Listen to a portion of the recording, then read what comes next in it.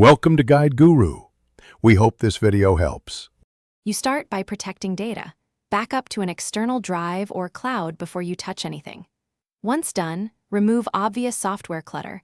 Uninstall apps you no longer use, focusing on large or rarely accessed programs.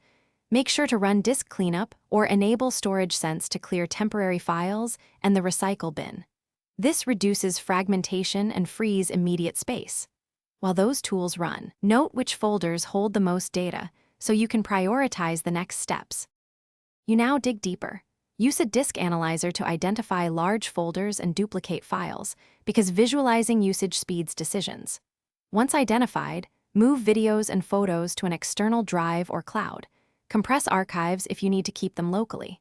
Make sure to clear browser caches and the Downloads folder, and remove obsolete system restore points to regain space. If apps store large caches, clear them via their settings. This targeted cleanup is what yields substantial free space.